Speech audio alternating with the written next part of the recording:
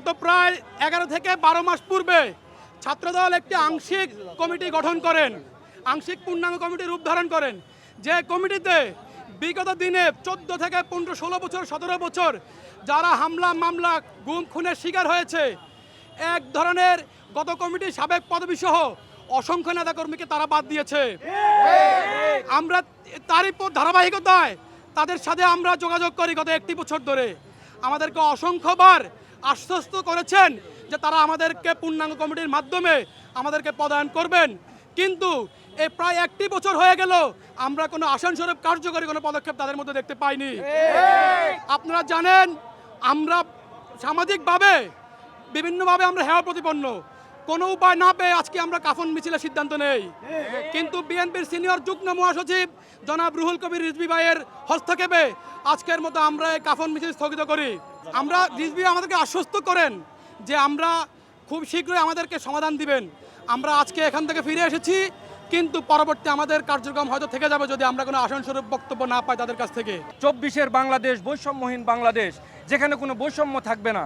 তাহলে দলের কাছে আমাদের প্রশ্ন, কেন আমরা আজকে পদহীন অবস্থায় রাস্তায় রাস্তায় ঘুরে বেড়াবো? জীবনের স্বপ্ন নিয়ে ঢাকা বিশ্ববিদ্যালয়ে আমরা ভর্তি হয়েছিলাম, সেই স্বপ্ন আজকে আমাদের বোঝায় পরিণত হয়েছে, আমরা পরিবারের বার্ডেন। আজকে যে স্বপ্ন নিয়ে আমরা ঢাকা বিশ্ববিদ্যালয়ে ভর্তি হয়েছিলাম, বাংলাদেশ জাতীয়তাবাদী ছাত্র দলের রাজনীতিতে আমরা জড়িয়ে পড়েছিলাম, আজকে সেই স্বপ্ন ফিকে হতে চলেছে, সেই স্বপ্ন মলিন হতে চলেছে। আমরা এরকম ঘটনার তীব্র নিন্দা ও প্রতিবাদ জানাই। আমাদের দলের ভারপ্রাপ্ত চেয়ারম্যান দেশনায়ক জনাব তারেক রহমানের কাছে আমাদের উদাত্ত আহ্বান। আপনি বলেছিলেন মিছিলের শেষ ছেলেটিও তার রাজনৈতিক পরিচয় পাবে। আমরা আপনার কথার বাস্তবায়ন দেখতে চাই।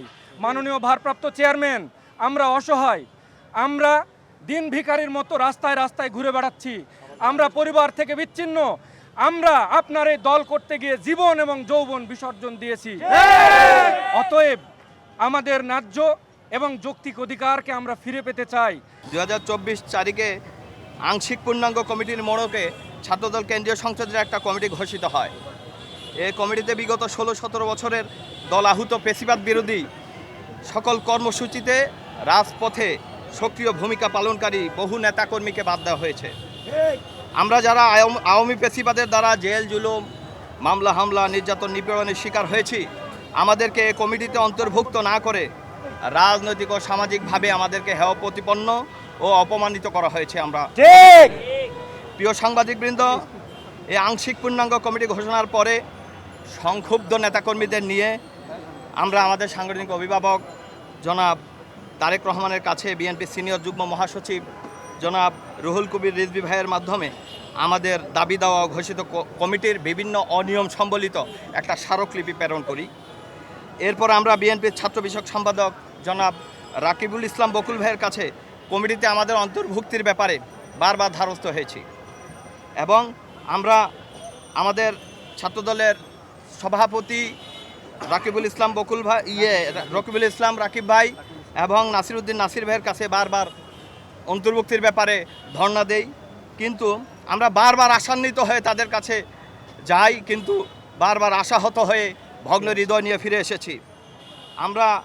ওনারা আমাদেরকে 10-11 মাস ধরে কেবলমাত্র আশ্বাসই দিয়ে গেছেন, কিন্তু কার্যকরী কোনো পদক্ষেপ নেননি। প্রিয় সাংবাদিক বন্ধুগণ, আমরা আপনাদের মাধ্যমে আমাদের সাংগঠনিক অভিভাবক, আগামীর অবিসম্ভাবী রাষ্ট্রনায়ক জনাব তারেক রহমানের কাছে স্বনির্বন্ধ অনুরোধ জানাই। হে প্রিয় অভিভাবক, আপনি তো 18 কোটি মানুষের কথা ভাবেন, মানুষের ভাগ্য পরিবর্তনের ফিকিরে ব্যস্ত থাকেন। এদেশের বুকে জগদ্দল পাথরের মতো চেপে বসে থাকা দানবীয় শক্তির মূলোৎপাটনের পরেও আমরা কেন আমাদের প্রিয় সংগঠন ছাত্রদলের দ্বারা ফ্যাসিবাদী আচরণের শিকার হচ্ছি, এটা ভেবে দেখার অনুরোধ করছি। আমরা বিশ্বাস করি অন্য কেউ না শুনলেও আপনি আমাদের আকুতি, আমাদের আরতি শুনবেন। আপনি আমাদেরকে রাজনৈতিক পরিচয় দিয়ে আমাদের বর্তমান রাজনৈতিক এবং সামাজিক যে গ্লানিকর এবং লাঞ্ছনাকর অবস্থায় আমরা পতিত হয়েছি, সেখান থেকে আমাদের মুক্তি দিবেন। প্রিয় অভিভাবক, আপনার দলের দুঃসময়ের নেতাকর্মীদের এভাবে দূরে ঠেলে দিবেন না। আপনি ছাড়া আমাদের হৃদয়ের আকুতি শোনার মতো কেউ নেই। আমাদের এতদিনের আরতি দাবি দেওয়া আপনার নিকট পৌঁছেছে কিনা আমরা জানি না।